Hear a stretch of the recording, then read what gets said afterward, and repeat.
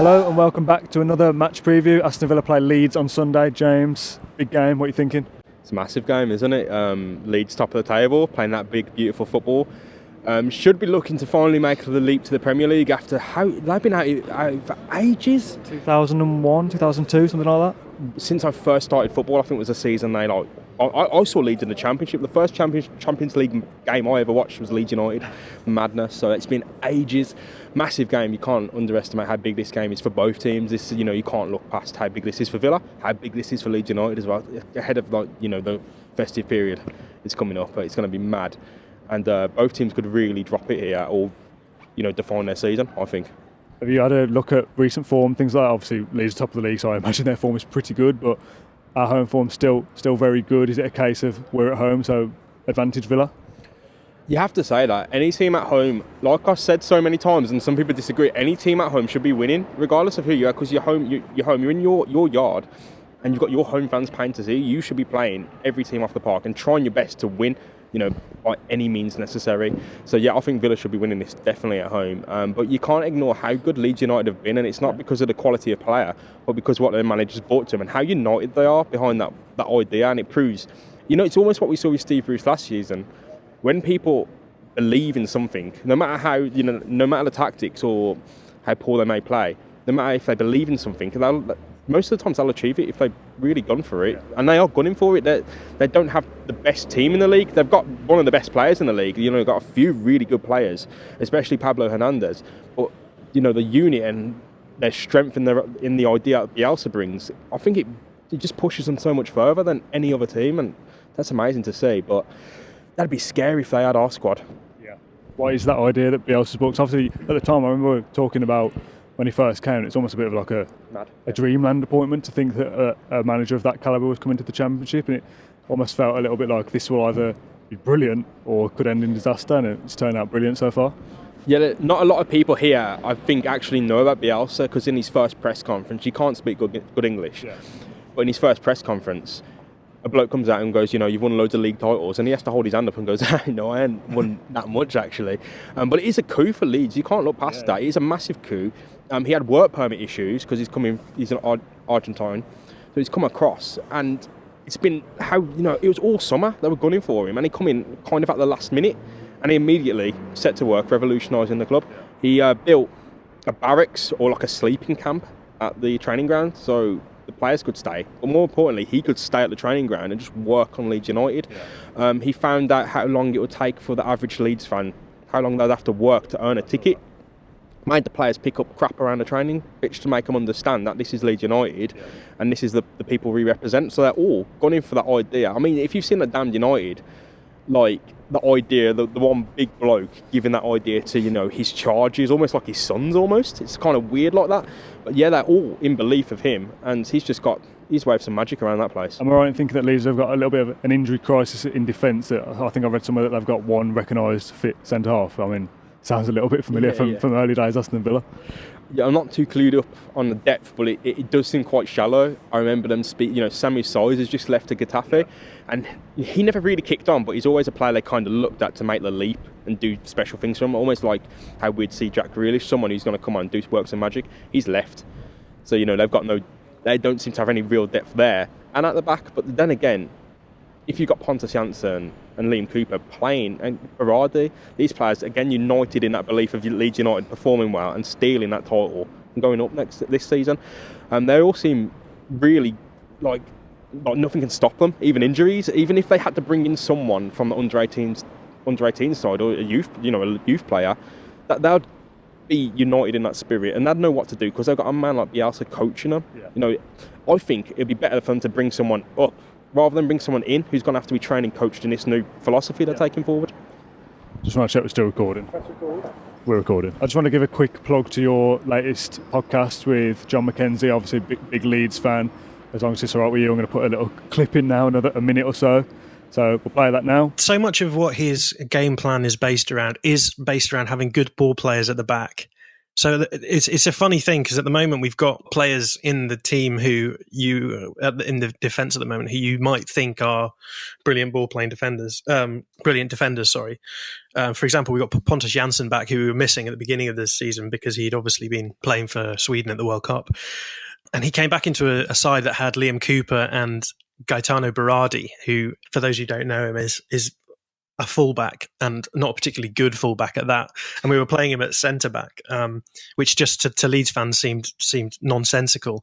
Liam Cooper is our captain, but he is famously questioned by many of the Leeds fans a lot of the time. But these two in Bielsa's system have been an absolute revelation because they can both get the ball down, they can both pass it around, they've got good touch on the ball, and they can play the ball around in these sort of 4s and 3s that Bielsa likes his team to get into in the back, in the full-back areas, and they can maintain control and then play the ball forward quickly when they need to. It isn't that we've dropped off so much as we've had a small squad anyway.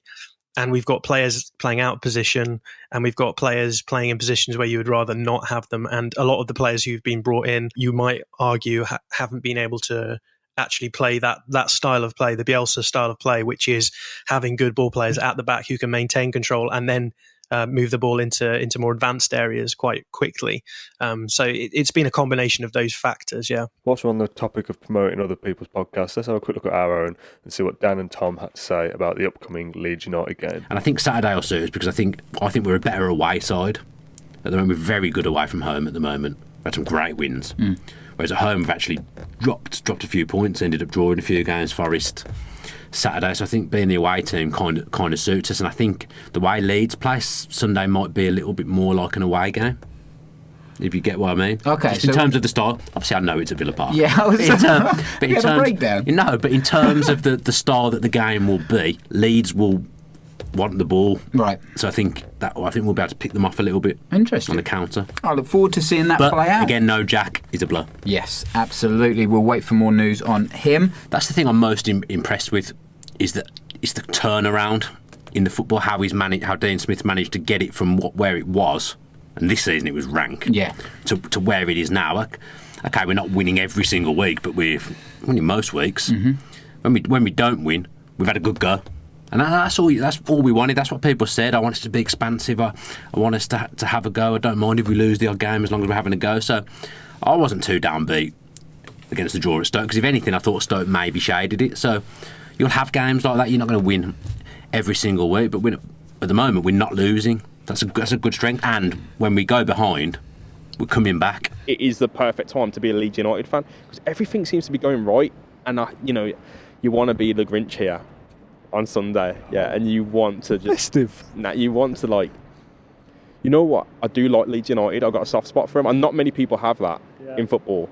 And they don't do themselves justice on social media. They've got TalkSport on speed dial after they've played a match. They're phoning and moaning about stuff all the time. You can't say anything wrong about them on social media. I've got a soft spot for them because of FIFA, Football Manager, growing up, seeing them on the Champions League, stuff like that. I want to smash them so bad. I want this result to ruin their season. And I know this is something someone could snap now and go, laugh at him, put it on social media. But this, for me, and for Leeds fans, they should be thinking, we're the top dogs. Yeah. Run over Villa at their place. I'm a Villa fan. I'm going to come on the Villa view, be biased and say, I would love nothing more. I would take a massive loss against Swansea if it means we're going to crush Leeds United. See, I kind of agree, but I'm not taking a loss against Swansea City. I want to win every game, mate. Offered that. Negative James. If I am forced to choose between a loss against Swansea and a win against Leeds United, I'm taking that win at home, and that massive win at home. Swansea, Leeds United, they're the team to beat. I'm beating them.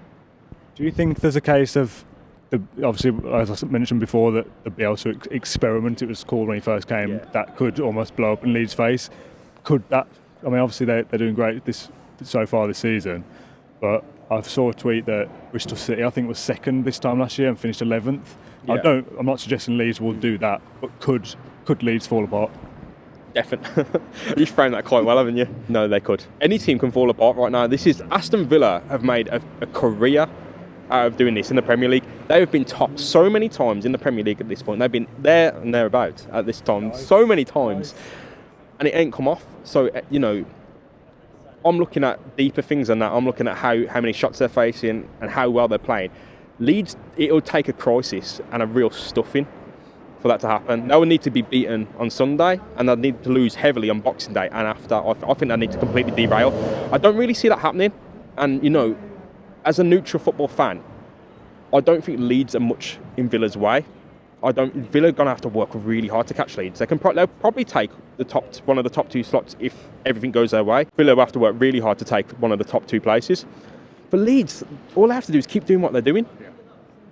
So I don't know if Leeds are in Villa's way. There's that second place spot has to go to someone, hopefully Villa. But I'm looking more at Norwich and seeing if they drop off. I don't see Leeds it happening to Leeds, and it'll take something massive and take something to just come out of nowhere to do it. But that can happen, and I don't see it more as Bielsa's failings or this experiment falling apart. It's just football. Yeah. It is just football, and the shallowness of their squad and the fact that he's asking a lot of them. I don't think it would be him that fails or his idea that fails. I just think that's championship. Yeah. Oh my God. Very nice. References galore. I talked multiple times last year in previews and videos saying I think Cardiff might fall away and Leeds and Wolves will win the league. Yeah. Obviously Wolves winning the league wasn't a surprise call from anyone, but I thought Cardiff might fall away, and I feel like of the 2 that are up there now, Norwich are the ones that seem like they could be the ones that fall apart. Yeah. Leeds, very good football. When you build that mentality at the club of the players wants to run through a brick wall for the manager all the time, for the fans, for the club, for the badge, it's hard to rock that. And I feel like for Villa, I don't think catching Leeds is the aim, because I think Leeds will win the league at this point. Second is very much the target, and catching Leeds isn't relevant to that. It's catching whatever points target you need to finish second at the end of the season. I still think Villa are capable of doing that. You just need a solid second half now. Yeah, I think it's not about catching Leeds, it's keeping pace with them. Yeah. They'll need to it's not just Leeds that'll need to collapse, it's Norwich. I'm not saying Norwich will collapse. I think their results will just normalise and they'll get a bit more of the results that are kind of expected. But Leeds, they seem to have a lot of momentum, a lot going for them. And if Villa can keep pace with them for the rest of the season, it'll do them so well. Yeah. But there's other teams like Sheffield United and West Brom that can kick on. Middlesbrough? Yeah, Middlesbrough, we battered them. And that hasn't seemed to do that much to their league position or anything. So, there's a lot of competition here. And it's not just Leeds and Norwich and us. There's a whole championship. There's a whole bunch of teams fighting for these places now. It's going to get hectic. Yeah. So Villa keep pace with Leeds. I'll be very proud of that after the start we had. Probably upset a lot of neutral and opposition fans with some of that conversation. So let's talk about upsetting some Villa fans instead. The team on Sunday, what are we thinking? Neil Taylor, is he fit? Obviously, we're recording this pre-press conference currently Thursday night. You're watching this, I don't know, Friday afternoon, whenever I can get round to uploading it. I think the press conference is Friday dinner time, so we don't know yet. Let's say Neil Taylor's back. Does he replace Alan Hutton at left back? Immediately and without thought. And that's not because Alan Hutton is bad. It's just that Neil Taylor is our left back. Yeah. He's left-footed, and we play football in a style that he's suited to. Yeah. Like at Swansea, possession, a high block. Why would you carry on with Hutton there?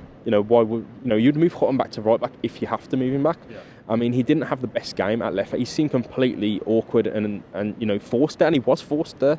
Yeah. And it seemed like the natural thing that would happen if you put Alan Hutton at left back instead of right back. He just didn't. It seemed so off. He did well there last season at left back, but I think Dan might have said it or somebody said it that it was because we weren't playing so on the front foot that he didn't need to push on, so he almost had a little bit more time to think. And he seems a different player this year, but again, maybe that's partly to do with he's another year older now. But he's been all right at right back this season as well. So it is just, I think, an unnatural position. And if Taylor's fit, like you say, no-brainer, isn't it? Yeah, I think it's not just Alan Hutton. I think anyone you put there may not have known what to do if they were just forced there. If they were a left back put into a right back position or a right back put into a left back position, anyone, I don't think that'd perform that better if they were forced into that role. El Mohamedou, does he keep his place? Yeah, because I think he's been solid. I think he did have a poor game, didn't he? He really did, and you can't ignore that. But it's just about consistency, and if Hutton has to replace him, then that's that. But I'd be inclined to keep him there. If he's going to drop it this game, then yeah, maybe we have to look at changing that up. I mean, James Bree's still a bit injured, so we haven't got many options, so it's either Hutton or El Mohamedou, unfortunately. Yeah. Obviously, as I say, we don't know any injuries. We don't know what's happening with Jack Grealish.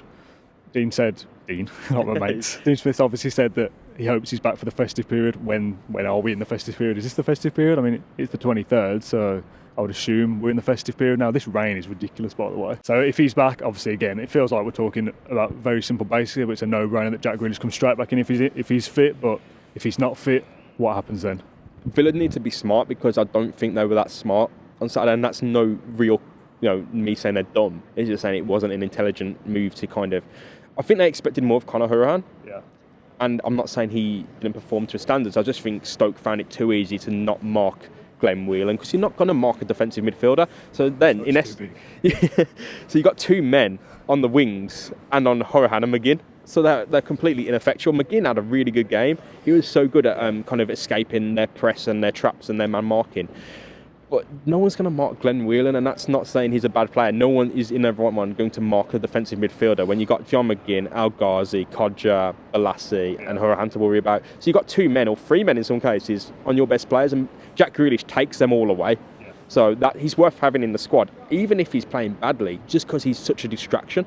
So I'm not sure this is the game for Glenn Whelan, but if the other alternative is, we should be playing Callum O'Hare in Grealish's position, I'm not sure Leeds United is the game to bring in a youngster either. It's a difficult one for Dean Smith if Grealish is injured, I think. I might go for it, in complete honesty, because the thing about Jack Grealish, as I said, is he takes players away. Can Callum O'Hare do that? And can he spring a surprise? Yeah. I think Bielsa he's very intelligent, and he's dedicated not just to Leeds United but to football. If he hasn't done his research on people like Callum O'Hare, then I've lost a bit of faith in him there. But I think Callum O'Hare can spring that surprise, and if they're marking O'Hare, he's got a lot of space to do his job. But then again, you bring a young player in, any manager worth their salt is going to go kick the bits off him. You know what I mean? Kick the what? There's a no swearing rule on this podcast. We're going to finish this preview a little bit earlier than we usually would have. The rain, it's just silly, isn't it, being sat out in the rain? So finish with prediction. Put your neck on the line. What's the score going to be? 3-1 Villa. 3-1 Villa. 3-1 Villa. Wow, that is bold. You got to be bold if you're coming on here in the rain. You know what I mean? I am usually bold in my predictions, but I'm going to go 1-1 because that's what I predicted at the start of the month. I'll take that. It's not. I wouldn't be upset with a draw. I know it'd be 3 in a row, but look how many matches you've looked at the start of the season. Yeah. If you looked at the fixture list, hammered, beaten, lost. This festive season's done our season, our football season. I'll take a draw against West Brom, a draw against Stoke, a draw against Leeds. I think that's such a good go, and I want Villa to win more games, and I'm looking at this one to be a massive statement result. It has to be. Negative James with 3-1 Aston Villa victory. I've done this negative James things twice now, but I just can't resist. No, it's just embarrassing. I think the thing started when I said Villa would win the title, and would beat West Brom. So I don't know where that's come from. If that's another lie from the media. I've regretted not bringing the gloves today. The rain, it was just silly, isn't it, being sat here in the rain? We've tried to find, to be honest, if anyone works in if anyone works in Birmingham and has a spare, if anyone works in Birmingham and has a spare office room that we can occasionally record a video in, and you like what we do and you think, you feel sorry for us sat in the rain, then let us know and we can come and annoy you in your office and do a video in your place. Obviously we like doing these previews together when we can, but it's a bit difficult meeting up at each other's house because it doesn't always work out, does it? And it's just a bit awkward to film stuff. Find a good time, find a good place, and here we are sat in the rain. You know what? I feel if I carry on the way I've been going these last few weeks, no one is going to want me on this podcast. No one's going to want me on no one's going to want anything to do with me on this channel. So. Bring back Dan. I've already seen it in the comments. Bring back Dan. If you have enjoyed this video, leave a like, subscribe to the channel, all that usual stuff. And here's to 3 points for Aston Villa on Sunday. Thanks for watching. And up the Villa. Well done. One take, mate. What can I say? I'll just do it in one take every time. Thank you very much for watching. Subscribe, like the video, and here's to 3 points to Aston. Thanks for watching this video. Subscribe, like the video, all the usual bits and bobs. Bits and bobs. I can't be saying bits and bobs in a YouTube video. If you enjoyed this video, leave a like on it. Subscribe to the channel, all the usual. I almost said it again. As always, thanks for watching. If you did enjoy this video, leave a like, subscribe, all the usual stuff. Here's to 3 points to Aston Villa on it's not Saturday, is it? Sunday. Please do leave a like, subscribe, all the usual stuff. And here's to 3 points for Aston Villa on Sunday. Up the Villa. How long is this now? Sat in the rain. 20 minutes. If you enjoyed that video, why not watch another? Click the video choices on screen now to go and watch them in full. Be sure to subscribe to the channel by clicking our logo there on the left. Easy peasy.